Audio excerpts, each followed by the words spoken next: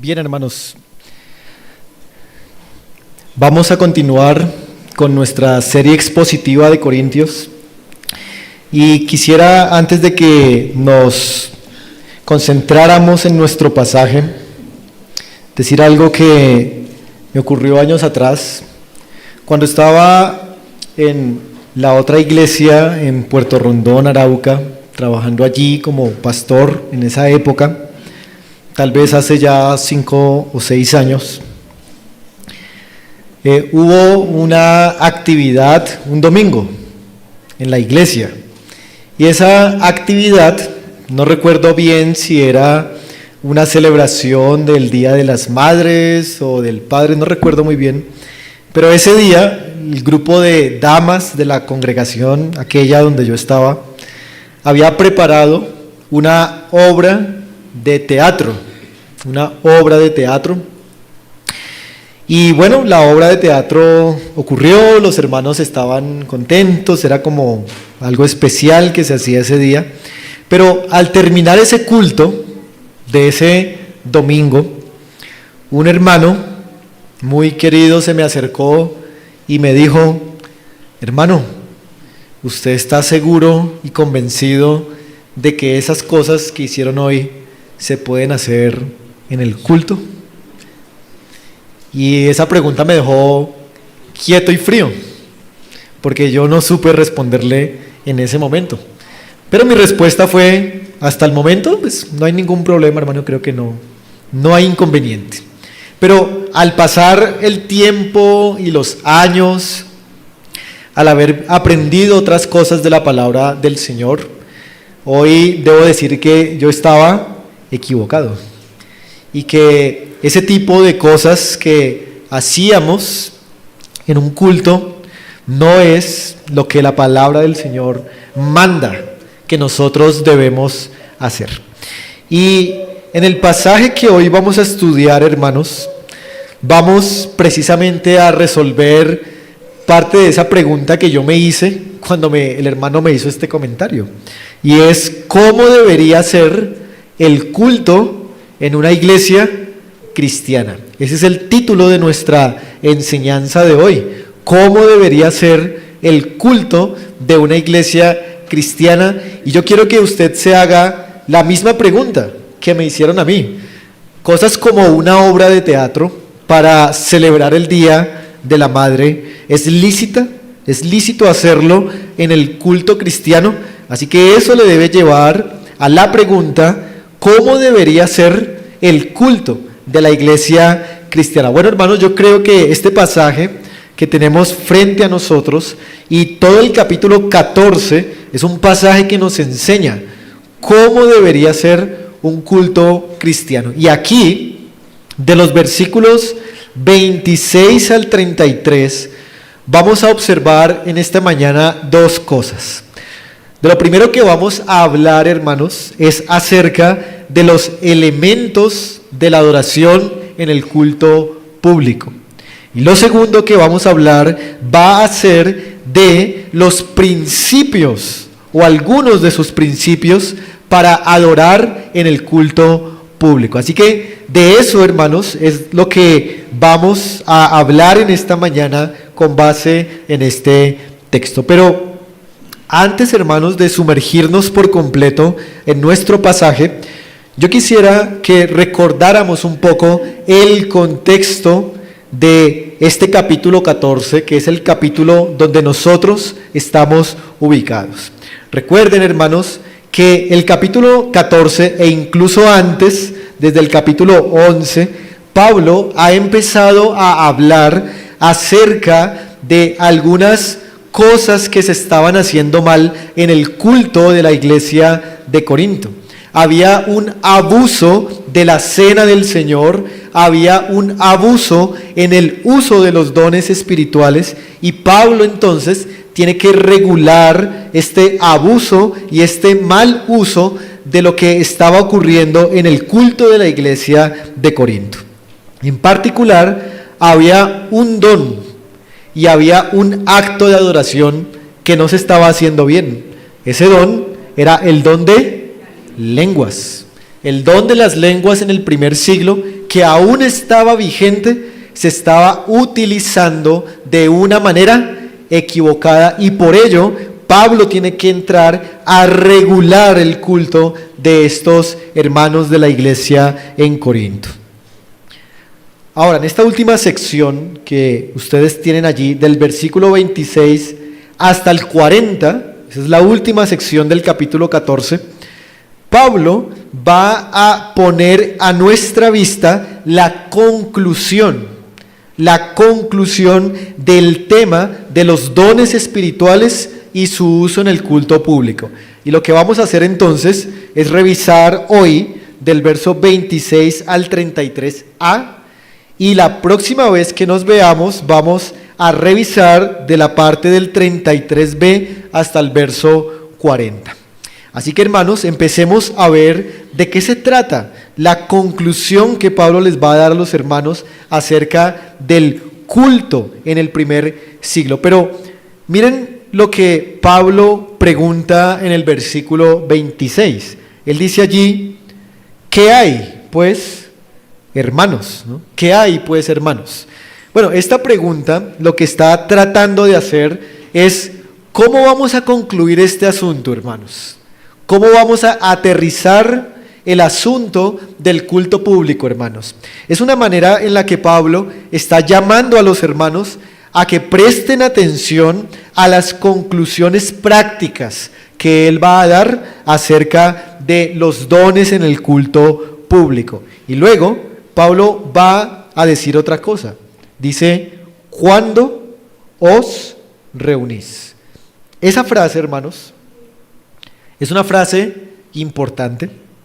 Es una frase que en la carta a los Corintios aparece 7 veces. Subraye esa frase: cuando os reunís. Es una frase que aparece 7 veces, y es una frase que nos indica, entre otras cosas, que la iglesia de Corinto tenía por costumbre, tenía por compromiso reunirse para adorar a Dios.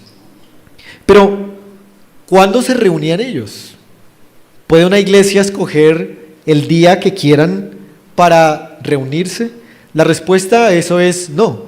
La misma carta a los Corintios nos enseña que la reunión de estos hermanos ocurría cada primer día de la semana. Miren capítulo 16, un momento, y noten cómo allí Pablo muestra esto.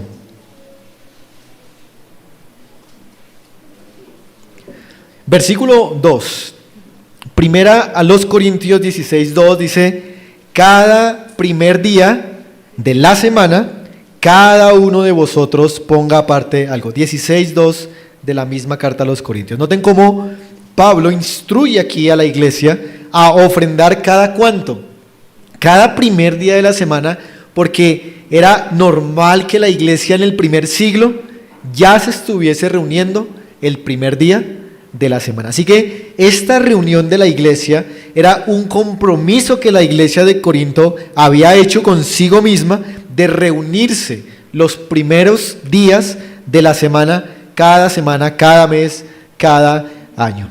Así que, hermanos, por eso no creemos que la iglesia deba tener su principal reunión entre semana. Tampoco creemos que sea totalmente viable tener una iglesia en línea, una iglesia virtual, sino que la iglesia de Jesucristo está llamada a reunirse en un lugar físico con sus miembros presentes para la adoración a Dios. Así que estas son las palabras introductorias del apóstol Pablo en el verso 26. Pero todavía es válido hacernos la pregunta: ¿cómo debe ser entonces el culto de la iglesia cristiana? Estamos viendo que efectivamente la iglesia tiene que reunirse los domingos, pero se reúnen y ¿qué deben hacer? ¿Y cómo deberían hacerlo? Bueno, este pasaje sigue diciendo lo siguiente. Verso 26, cada uno de vosotros tiene salmo, tiene doctrina, tiene lengua, tiene revelación, tiene interpretación, hágase todo para edificación. Por eso, hermanos, lo primero que quiero que respondamos a nuestra pregunta de cómo debería ser el culto de la iglesia cristiana, es que el culto cristiano debe tener los elementos que Dios ha ordenado. Eso es lo primero, hermanos, que este pasaje nos enseña, y es que el culto cristiano debe tener los elementos que Dios ha ordenado. No debe tener más elementos, no debe tener menos elementos, sino que debe tener solamente los elementos que Dios ha mandado. Ahora, en este pasaje, hermanos, nosotros podemos ver una lista de unos elementos de adoración, unos elementos del culto de la iglesia de Corinto. No están en este versículo todos los elementos, pero sí aparecen unos que son importantes para la iglesia en el primer siglo. Vamos a listarlos, a enumerarlos. El primero de ellos, en el verso 26, dice: cada uno de vosotros tiene salmo. Tiene salmo. Esto es una referencia, hermanos, a el canto en el culto, al canto en el culto. Luego dice el versículo: cada uno tiene doctrina. Y la palabra que se utiliza aquí es la palabra para instrucción o enseñanza, como consejos bíblicos de la doctrina de Cristo. Luego dice: cada uno tiene lengua. Esta era la capacidad de hablar en un idioma extranjero, cosas que Dios estaba revelando. También dice: tiene revelación. La palabra revelación es la palabra griega apocalipsis, y significa un mensaje que Dios traía a la congregación en ese momento del culto. Pero también dice: cada uno tiene interpretación, que era la capacidad de poder interpretar las lenguas que se estaban hablando en el culto público. Si quisiéramos condensar o resumir estos elementos del versículo 26, diríamos que en realidad, hermanos, en el versículo 26 hay solamente dos elementos. Uno de ellos es el canto y el otro es la enseñanza. La enseñanza agrupa la doctrina, la revelación y las lenguas. Así que en el versículo 26 podemos extraer, hermanos, dos elementos que son permanentes en la iglesia para la adoración. Uno de ellos es el canto y el otro es la enseñanza de la palabra del Señor. Pero, hermanos, miren un poco atrás, en el mismo capítulo 14, el versículo 15 y 16, porque allí Pablo ya ha mencionado otros elementos que hacen parte de nuestra adoración también en este tiempo. Miren el versículo 15. Dice así Pablo allí, un versículo que ya estudiamos. Dice: ¿qué pues? Oraré con el espíritu, pero oraré también con el entendimiento. Cantaré con el espíritu, pero cantaré también con el entendimiento. Verso 16: porque si bendices solo con el espíritu, el que ocupa lugar de simple oyente, ¿cómo dirá el amén a tu acción de gracias? Pues no sabe lo que has dicho. Aquí podemos extraer, hermanos, otros elementos para la adoración, y son el canto, ya se repite también con la palabra salmo, pero podemos encontrar aquí la oración. Cuando la iglesia de Corinto en el primer siglo se reunía, ¿qué hacía? Oraba en lengua conocida para que todos pudieran entender. Además se menciona el canto, pero también, hermanos, se menciona la bendición. Dice: porque si bendices. Bendecir era posiblemente, hermanos, las acciones de gracias que también en las oraciones se daban a Dios. ¿Y qué tenían que hacer los oyentes? Responder con él: amén. Así que tenemos nuestra lista, se ha agrandado. Tenemos canto, tenemos enseñanza, tenemos oraciones también, pero también, hermanos, En el pasaje que leímos hace un rato, en el 16:1, ¿qué tenemos en ese pasaje? 16:2, las ofrendas. Ahí está en el 16:2, vamos a leerlo completo. Dice, cada primer día de la semana, o sea, en la reunión de la iglesia, cada uno de vosotros ponga aparte algo según haya prosperado, guardándolo, para que cuando yo llegue no se recojan entonces ofrendas. Así que extraemos y sumamos otro elemento más, que es el elemento de dar nuestras ofrendas. Pero hay otro elemento también, hermanos, en el culto de adoración de la iglesia de Corinto, y ese elemento es la celebración de la cena del Señor. Vamos un momento al capítulo 11, regresemos allí y veamos esto.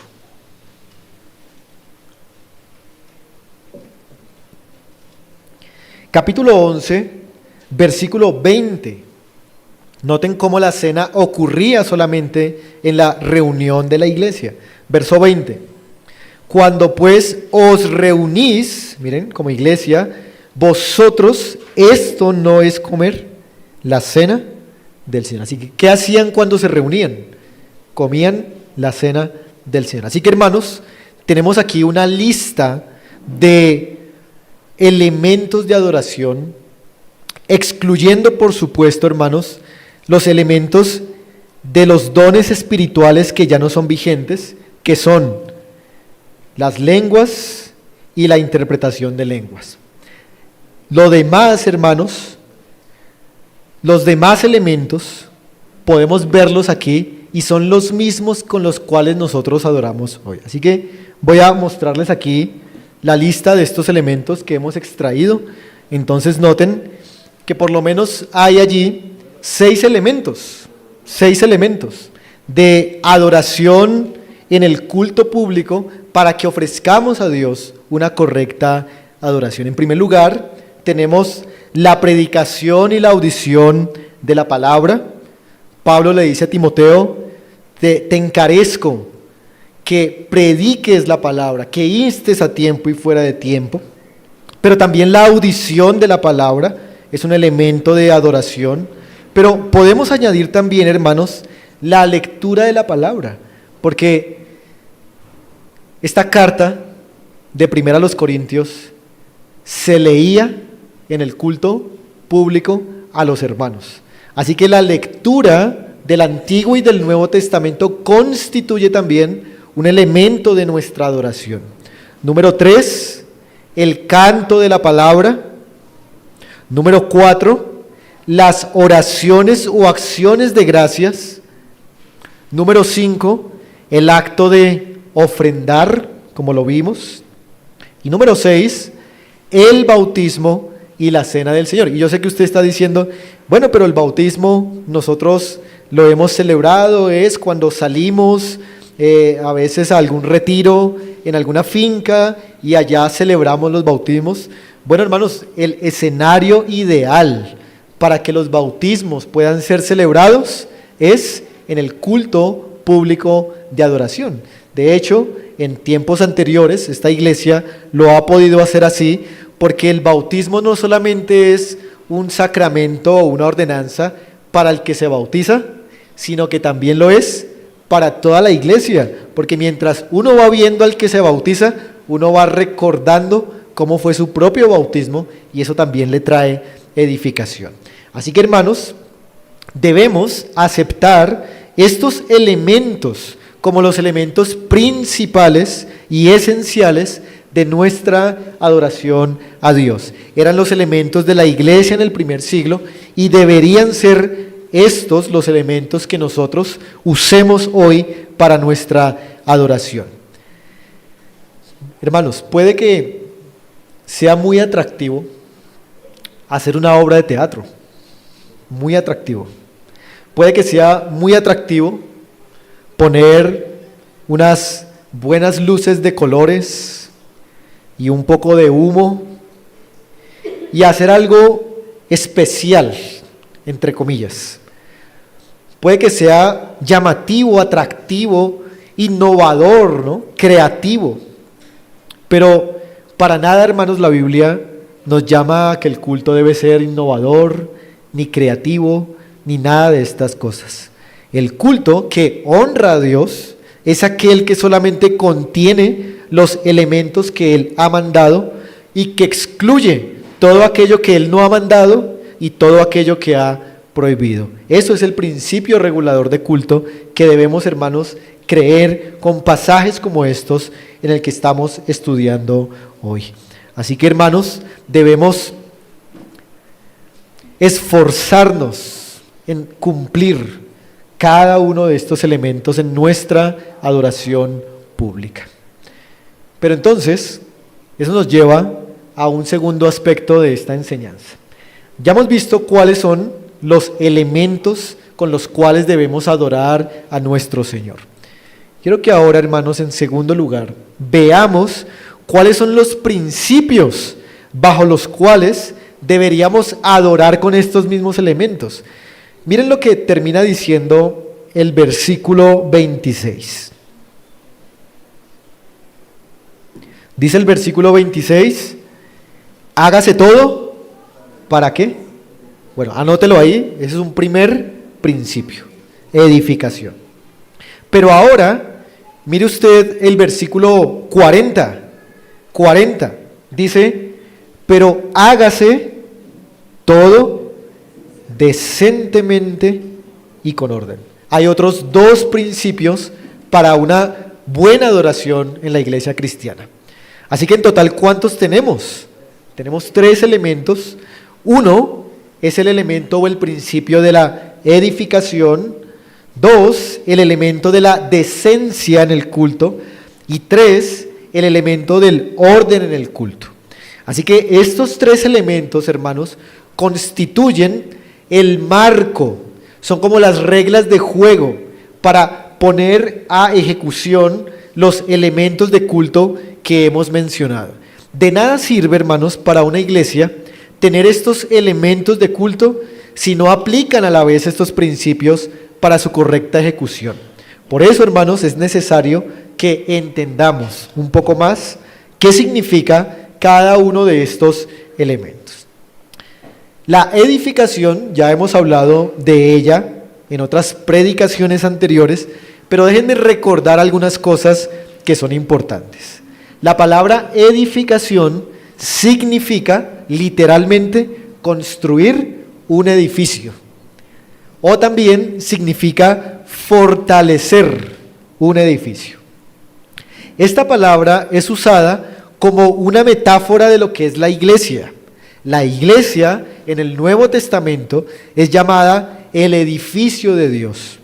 Dios en Cristo ha prometido edificar este edificio hasta el fin del mundo, a través de la predicación del Evangelio, de la edificación de los santos. Y este edificio es construido cuando la palabra es predicada domingo tras domingo. Así que edificar significa fortalecer o construir la iglesia de Dios a través de la predicación del Evangelio domingo a domingo. Por eso, hermanos, cuando en el culto público no se enseña la palabra de Dios, cuando en el culto público se dedica el mayor tiempo a otras cosas que no sean la palabra de Dios, la iglesia no puede edificarse tan rápido o tan bueno como podría edificarse. Es necesario que la iglesia sea edificada a través de la palabra de Dios. Pero veamos la segunda palabra. La segunda palabra que quiero que veamos es la palabra decencia del versículo 40. ¿Qué significa? Que el culto debe hacerse decentemente. La palabra decencia, hermanos, podríamos traducirla como un comportamiento digno. Eso significa la palabra decencia, un comportamiento digno. Esta palabra decencia tiene unos sinónimos. A veces es traducida como honestidad, como honra. A veces es traducida como algo apropiado, como algo bello. ¿Qué quiere decir esto? Esto quiere decir, hermanos, que uno debe comportarse de acuerdo a las normas de un lugar o de acuerdo a la moral de un lugar. Es como ser respetuoso. Eso significa la palabra decencia. Eso quiere decir, hermanos, que en el culto cristiano, todo lo que se haga no solamente debe ser para edificar, sino que debe hacerse de una manera que sea propia al lugar donde estamos y que sea propia a las normas y a la moral de donde nos encontramos. Les pongo un ejemplo. Digamos que a usted le invitaron, hermanos, a ir a un restaurante muy fino. Piense en un restaurante muy fino al cual lo invitaron. Apenas usted recibe la invitación, usted empieza de una vez a pensar en qué tipo de ropa se va a llevar, ¿cierto? Que usted no se va a ir como se va cualquier día, usted se va de una forma que sea apropiada para ese lugar. Pero usted también empieza a recordar las normas de etiqueta, cómo se cogen los cubiertos, cómo se debe comer, su postura. Además, usted recuerda también el tipo de volumen de su voz que debe tener en ese lugar, debe recordar cómo llamar al mesero, debe saber cómo pedir la carta, cómo pedir su comida, debe saber cómo es que le van a pasar la cuenta, y todos esos detalles usted debe saberlos para que cuando usted llegue al restaurante se comporte decentemente. Entonces, la decencia es eso, comportarse de acuerdo al lugar en el que nos encontramos. Hermanos, esta mañana lo veíamos, bueno, hace un rato lo veíamos, el Salmo 93:5 dice, la santidad conviene a tu casa.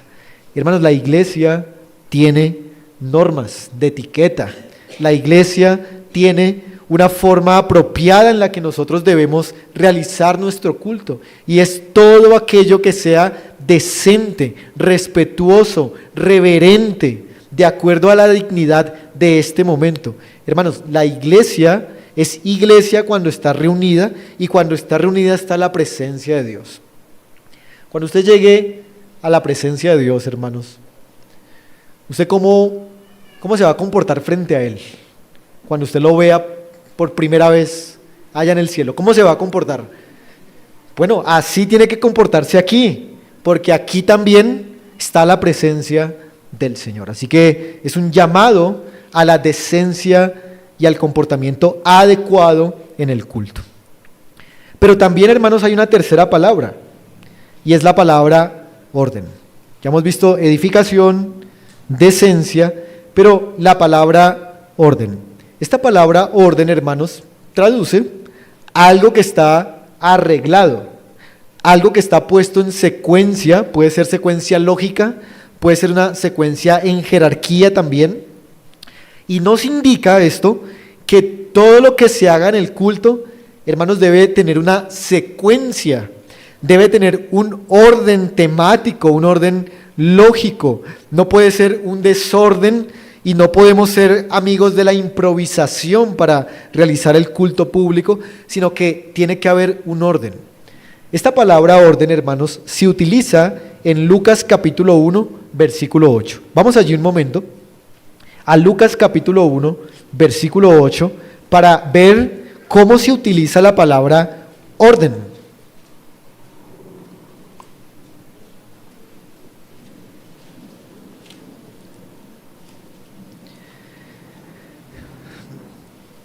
Lucas capítulo 1, versículo 8 nos va a narrar algo sobre Zacarías y Elizabeth, que eran los padres de Juan el Bautista.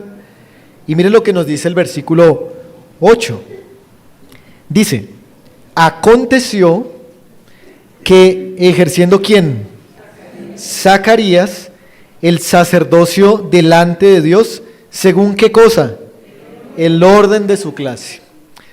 Esto quiere decir, hermanos, que los sacerdotes en el antiguo pacto estaban asignados con órdenes, con turnos para poder servir realizando las labores cúlticas allá en el tabernáculo. Eso nos lleva a los libros de crónicas, a los libros de reyes, donde se nos cuenta que el rey David fue quien, con la sabiduría de Dios, instituyó estos turnos en los cuales las familias de los sacerdotes servirían en el tabernáculo o en el templo. Así que mire que esta palabra orden nos habla del orden que debe existir en el culto, del punto a punto que se hace con estos elementos del culto. No podemos hacerlos desordenadamente o no podemos hacerlos al azar, sino que debe haber un orden establecido previo para que estos elementos se puedan hacer adecuadamente. Por eso, hermanos, ustedes saben que nosotros tenemos un orden de culto. Esta hoja que tenemos aquí es el orden de nuestro culto. Hay un punto a punto que tiene una explicación lógica por lo cual lo hacemos y siempre lo estamos revisando para que cada vez sea más organizado y para que pueda hacerse como la palabra del Señor lo dice. Así que, hermanos, esos son los tres principios. ¿Cuáles son? El principio de edificación, el principio de la decencia y el principio del orden. Pero ahora nos surge una pregunta más y es, ¿cómo Pablo implementó estos principios en el culto público de Corinto? ¿Cómo los implementó? ¿Cómo él ayudó a la iglesia a que fueran más ordenados, a que fueran más decentes, a que fueran más edificantes? Vamos a mirar el pasaje para ver cómo Pablo ordenó el culto para que fuera decente y para que fuera edificante. Versículo 27 de 1 Corintios 14.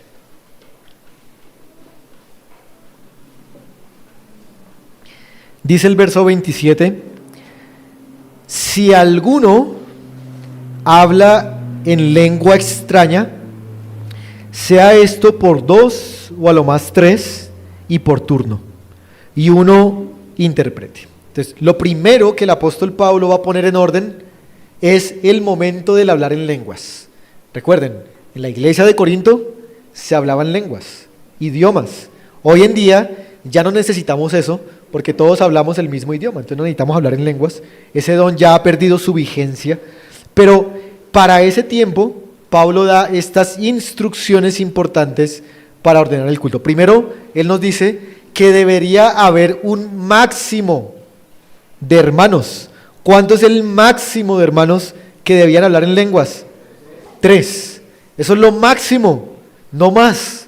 2 o máximo, dice Pablo, 3. Él está pensando en que si hablan más de 3, posiblemente la revelación o la enseñanza que den se les va a olvidar a los hermanos y van a pasarla muy rápido y no la van a poder meditar bien. Así que es mejor que sea poco y bien entendido, que sea mucho y que no se pueda entender. Así que Pablo recomienda que lo mejor es que sea 2 o máximo 3. Y esto, hermanos, como ya lo hemos mencionado, es un golpe muy fuerte para el movimiento actual de hablar en lenguas, de las iglesias pentecostales y carismáticas. Porque en los cultos de las iglesias carismáticas y pentecostales no se cumple en absoluto la instrucción que el apóstol Pablo da aquí. Pues en estas iglesias se enseña que todos deberían hablar en lenguas y eso es totalmente contrario a lo que este pasaje dice. Aquí dice que solamente 2 o 3. Así que es evidente que el don de lenguas que ellos practican no es ajustado a lo que las escrituras enseñan. Pero luego el mismo versículo 27 dice, y por turno. Esa es otra instrucción para poner orden. Y por turno. O sea, ¿podían hablar en lenguas todos al mismo tiempo? ¿O esos 2 podían hablar al mismo tiempo, uno allí atrás y el otro aquí adelante? No se podía porque eso fomentaba desorden y no ayudaba a la edificación. Así que tenía que ser una enseñanza por turnos. No tenía que ser al mismo tiempo y eso es otro golpe, hermanos, fuerte para el pentecostalismo, para los carismáticos que hablan en lenguas, porque ellos todos quieren hablar al tiempo, todos quieren hablar al tiempo en lenguas y eso es imposible, hermanos. Pero algo también, hermanos, que yo he visto de algunos grupos o algunas iglesias es que esto se puede dar también en el momento de la oración. Cuando alguien está orando, y ya lo hemos dicho, pero lo reitero, cuando alguien está orando, hermanos, deberíamos dejar que sea la voz de uno solo la que se escuche. Los otros también están orando, pero uno solo debe ser el que está presidiendo la oración. Pero yo he a veces estado en estos grupos y cuando oran, ¿qué ocurre? Todos oran al mismo tiempo y en voz fuerte y uno no sabe al final por qué cosas está orando y se presenta mucho desorden. Así que lo mejor, hermanos, cuando alguien está orando es hacer silencio y dejar que la oración también sea por turnos. Pero luego el verso 27 también dice al final, y uno interprete. Es decir, que las lenguas tenían que ser interpretadas. Entonces, imagínese el orden. Hermano Pepito, venga por favor y comparta en otro idioma lo que el Señor le ha mostrado. El hermano se ponía aquí, daba su mensaje y al lado estaba ¿quién? El intérprete que ya fuera al mismo tiempo o ya fuera después de terminar el mensaje, daba la interpretación del idioma que se había hablado. Listo, hermano, muchas gracias. Sigamos con el otro hermano que también recibió del Señor algo para compartirnos. Se subía, le interpretaban y se bajaba y ya, y en eso no había desorden, hermanos, pero eso no es para nada lo que ocurre en estos movimientos actuales. Ahora el versículo 28 dice algo contundente. Si no hay intérprete, ¿qué tenía que hacer? Nadie podía hablar en lenguas. Si el intérprete ese día se enfermó y no pudo venir al culto, nadie podía hablar en lenguas, tocaba hablar en el mismo idioma para que todos fueran edificados. Así que Pablo está aplicando los principios de edificación, de orden, de decencia al hablar en lenguas en el culto de la iglesia. Pero, hermanos, no solamente Pablo organizó las lenguas, sino que Pablo organizó otro elemento del culto. ¿Cuál era? La profecía, muy bien. Versículo 29. Asimismo, es como que les voy a dar los mismos consejos, dice Pablo, asimismo, los profetas hablen 2 o 3 máximo y los demás juzguen. Ahora, aquí hay algo importante que se añade, hermanos, y es esta expresión de que los demás juzguen. Vamos a ampliar un poco esa frase. La palabra juzgar que ven ahí es hacer un juicio. Y esto, hermanos, sugiere que la congregación o que los otros profetas que habían en ese tiempo debían escuchar y verificar si lo que el profeta estaba diciendo era conforme a las Escrituras o no era conforme a las Escrituras. Así que, hermanos, debía haber un juicio mientras estaba ocurriendo la enseñanza de la palabra. De hecho, hermanos, me llama la atención lo que dice un documento histórico que se conoce como la Didaché o la Didaché. La Didaché fue un documento que se escribió a finales del primer siglo, en el cual se registraron una serie de enseñanzas que son muy útiles para la vida de la iglesia en ese primer siglo. Y miren lo que ellos decían acerca de este juzgar la enseñanza de un profeta. Voy a leer lo que dice la Didaché. Dice: el que enseña se pervirtió y enseña otra doctrina para disolución, no le escuchéis. Y ahí la idea del contexto es, si no enseña conforme a lo que ya está revelado en la Escritura. Pero miren esto, mas si enseña de la manera en que aumente la justicia y el conocimiento del Señor, acójanle como al Señor mismo. Pero todo profeta que enseña la verdad y no hace lo que enseña, es un profeta falso. Es decir, que cuando alguien en el primer siglo enseñaba, lo que enseñaba debía ajustarse a lo que ya estaba revelado y debía ajustarse a que acrecentara la justicia y el conocimiento que ya se había enseñado sobre el Señor. Pero si era algo contrario a lo que ya se había dicho sobre Cristo, entonces el tal profeta era falso.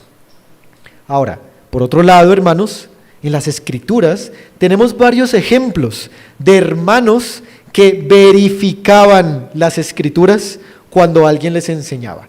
Vamos, por ejemplo, a Hechos capítulo 17 y consideremos en primer lugar a los hermanos de Berea.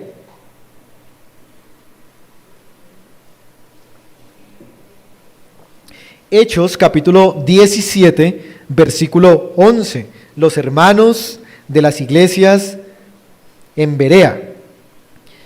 Dice lo siguiente, versículos 10 y 11. Inmediatamente, los hermanos enviaron de noche a Pablo y a Silas, ¿hasta dónde? Hasta Berea, y ellos, habiendo llegado, entraron en la sinagoga de los judíos. Y estos eran más nobles de los que estaban en Tesalónica, pues recibieron la palabra con toda solicitud, y aquí está la parte importante, escudriñando cada día de las Escrituras para ver si estas cosas eran así. ¿Qué hacían los hermanos de Berea? Una vez recibían la enseñanza en la sinagoga, probablemente el sábado, estos hermanos durante la semana se ponían a abrir las Escrituras. ¿Cuáles Escrituras? Las del Antiguo Testamento. Y durante toda la semana ellos confirmaban si lo que habían recibido como enseñanza de estos hombres, Pablo y Silas, era realmente la palabra de Dios. Hermanos, eso es muy ejemplar para nosotros, y por eso, hermanos, nosotros siempre les animamos a que estemos reflexionando en las enseñanzas dominicales.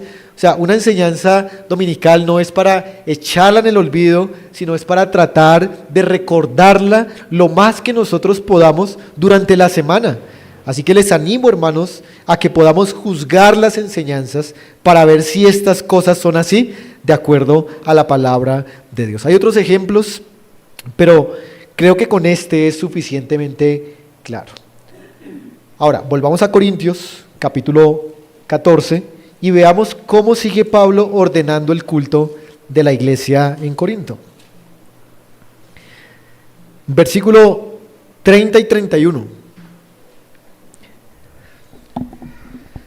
Dice, y si algo le fuere revelado a otro que estuviere sentado, calle el primero, porque podéis profetizar todos uno por uno. Bueno, este versículo 30 no es tan sencillo, no hay un total acuerdo entre los comentaristas de este versículo acerca de qué significa.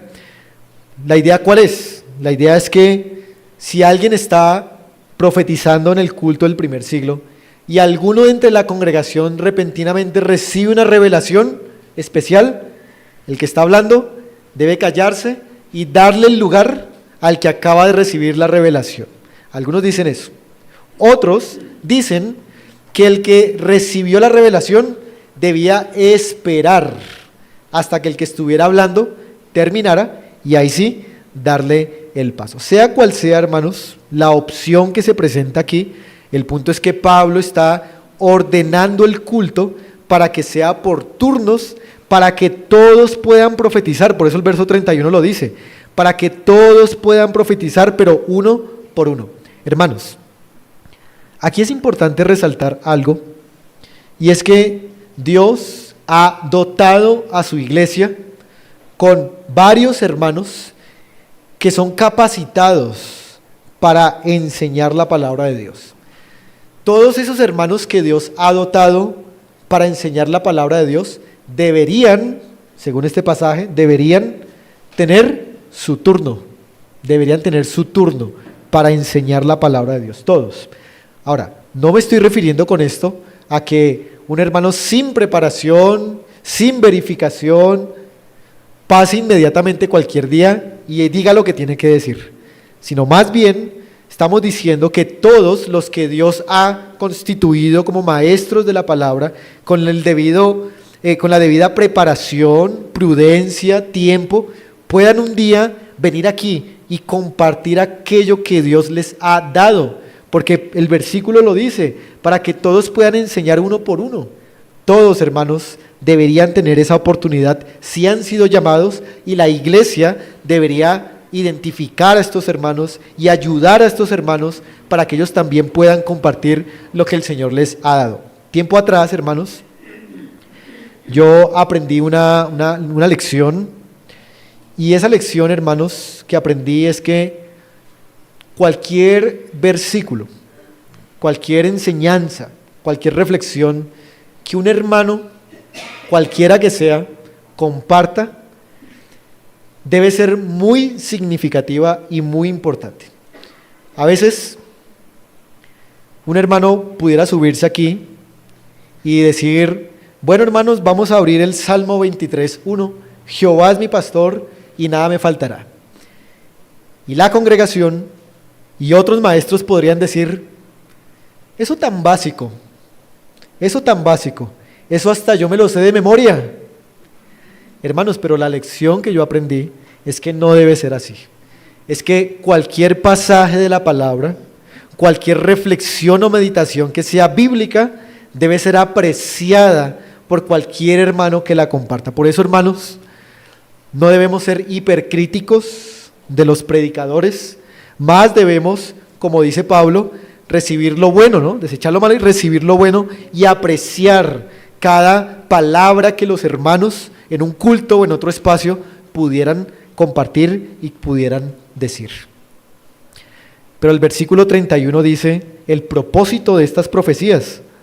Miren, para que todos que aprendan y para que todos sean exhortados, hermanos, y eso pone de manifiesto nuestras necesidades.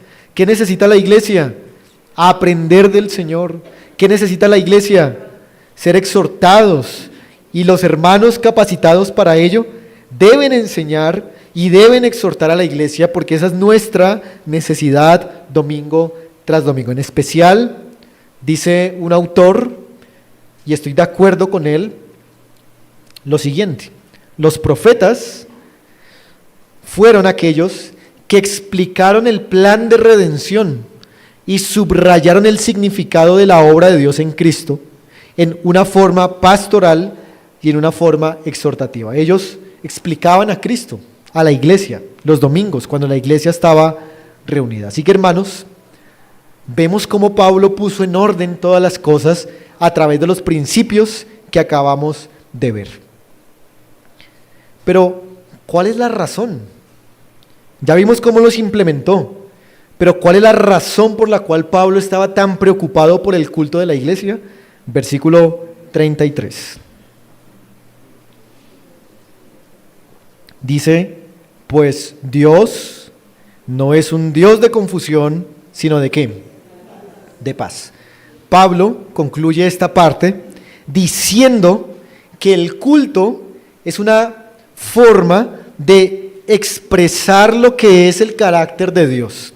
Dios no es un Dios de confusión, y por lo tanto el culto público no debería ser confuso. Dios es un Dios de paz, Dios es un Dios de orden, y por lo tanto el culto debería expresar el carácter de Dios mismo.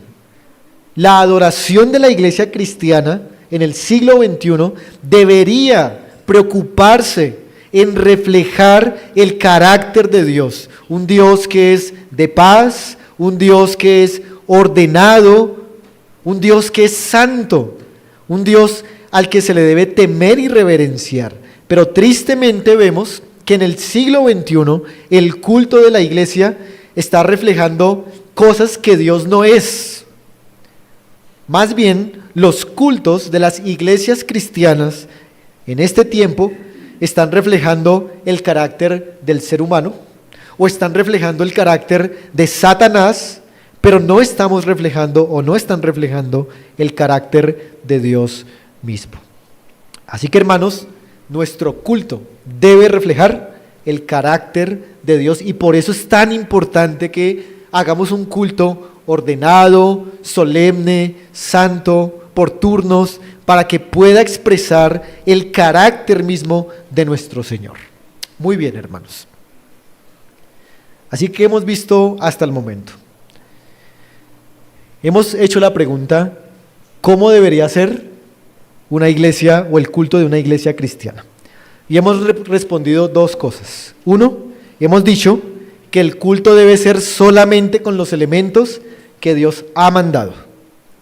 Y dos, hemos dicho que el culto debe hacerse bajo los principios de edificación, decencia y orden. Permítanme dirigirme, hermanos, ahora a ustedes, en particular a esta iglesia, para llamarlos a una serie de asuntos que nosotros debemos tener presentes al estudiar este pasaje. Hermanos, quisiera animarles a que ustedes puedan, junto conmigo también, mejorar estos actos de adoración en donde usted sabe que usted se desconcentra más y que usted se pierde más. Es posible que a usted se le dificulte en este momento, por ejemplo, la lectura del Antiguo o del Nuevo. Puede que en ese momento su mente se va completamente. Si ese es su caso, usted debe tratar de mejorar, hermanos, en ese acto del culto, porque su mente debería tratar de estar concentrada durante toda la lectura, tanto del Antiguo como del Nuevo. O puede que usted tenga dificultades en el canto. Usted dice, no, pues yo no canto tan bien, o yo me pierdo en el ritmo, en la melodía. Bueno, hermano, pues usted está llamado a mejorar en el canto. El canto se puede mejorar, el de cualquier persona se puede mejorar. O puede que usted diga, no, en la oración se me dificulta, me pierdo en la oración, no puedo seguir el hilo. Bueno, tiene que esforzarse y ver cómo puede mejorar el tiempo de la oración pública. O en la predicación, puede que usted diga, no, la predicación es difícil, no la entiendo, no puedo. Trate de mejorar, hermano, en esta área. O en las ofrendas. No, siempre se me olvida traer las ofrendas, no las preparo de antemano. Tiene que mejorar, hermano, en cada uno de estos elementos de adoración que hemos visto. Pero también, hermanos, quiero animarles a que consideren esto. Y es que estos elementos realmente son muy sencillos. Son muy sencillos. Porque el culto del nuevo pacto es un culto sencillo. Pero son sencillos y a la vez poderosos. Es decir, que en cada uno de estos actos, hermanos, es donde está el poder de Dios, es donde está la gracia de Dios que nosotros necesitamos día a día y durante la semana. Así que esfuércese por conectarse con cada uno de estos elementos, porque allí es donde está el poder de Dios operando en nuestras vidas. El poder de Dios no está en lo espectacular y en los grandes milagros, sino que el poder de Dios en el nuevo pacto está en las cosas ordinarias, no en las cosas extraordinarias. Pero, hermanos, también debo llamarlos a ustedes a que nuestros cultos se puedan hacer en orden y con toda decencia.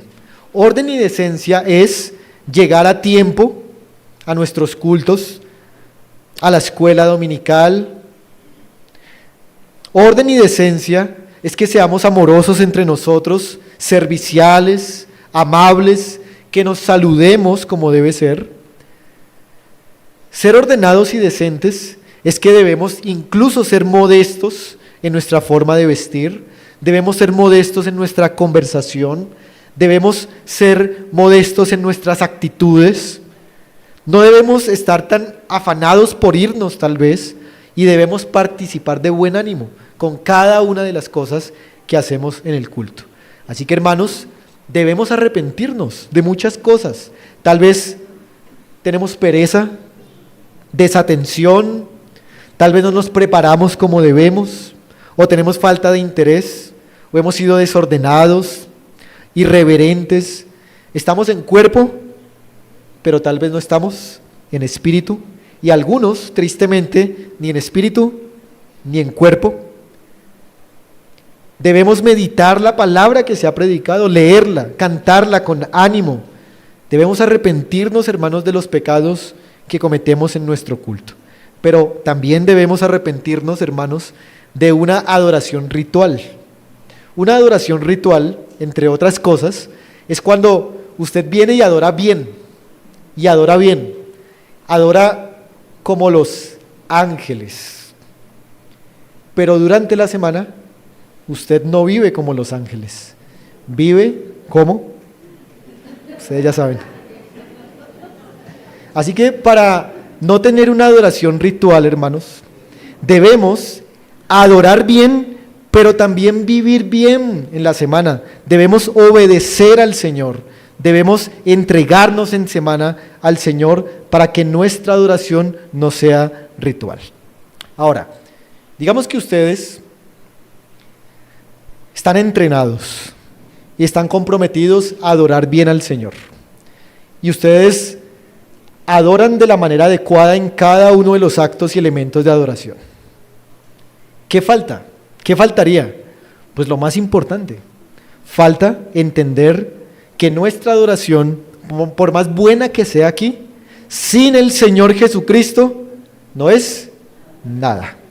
Nuestra adoración es vacía si el Señor Jesucristo no está presente en ella y si no hacemos lo que hacemos sabiendo que Él es nuestro mediador. Así que nuestra adoración se va a convertir en algo monótono, en algo frío, en algo ritual, si no entendemos que es Cristo el mediador de nuestra adoración. El apóstol Pedro dice que nuestra adoración debe ser así, dice, para ofrecer sacrificios espirituales aceptables a Dios por medio de Jesucristo.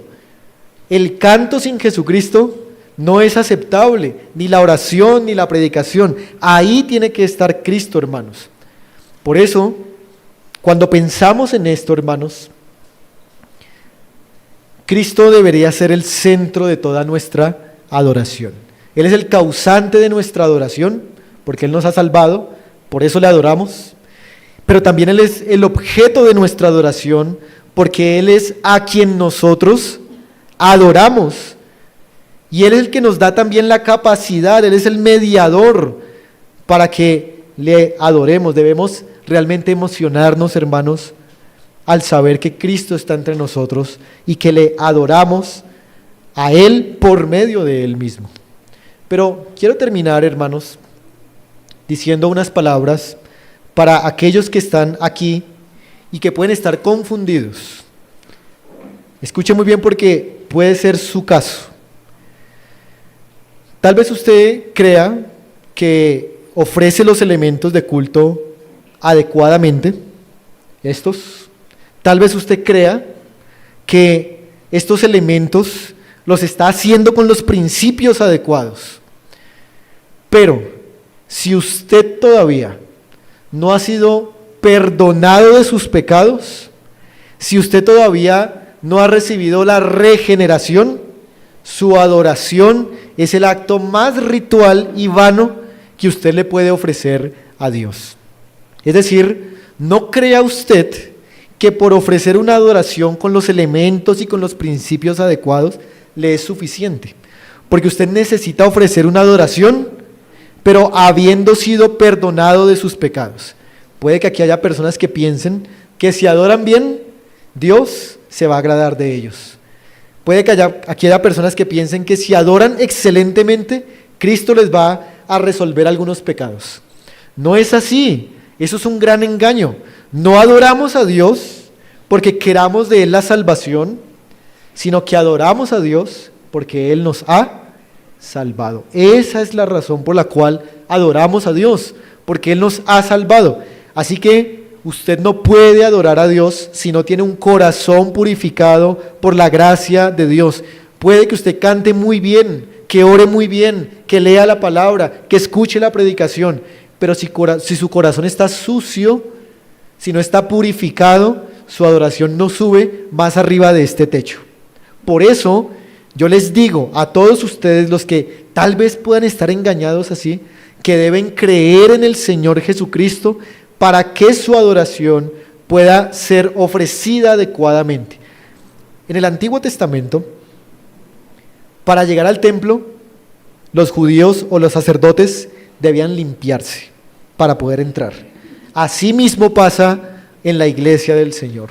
Aquellos que quieren adorar a Dios deben primero ser purificados de su pecado para que puedan adorar correctamente al Señor. Y lo único que nos puede purificar es el Señor Jesucristo y poniendo nuestra fe en Él. Termino leyendo el Salmo 24, el versículo 4 y 6, dice: ¿quién subirá al monte de Jehová? ¿Quién estará en su lugar santo? Y el Salmo responde: el limpio de manos y el puro de corazón. Ese recibirá la bendición de Jehová y la justicia del Dios de salvación.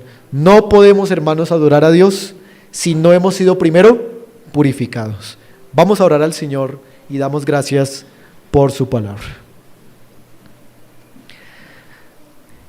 Padre Celestial, damos gracias a ti por tu palabra y pedimos, Señor, que tú obres en ella a nuestro favor, convenciéndonos y ayudándonos a adorarte mejor con corazones purificados, Señor, con corazones perdonados de pecado y según la voluntad de Jesucristo.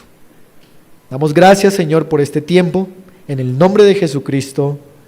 Amén.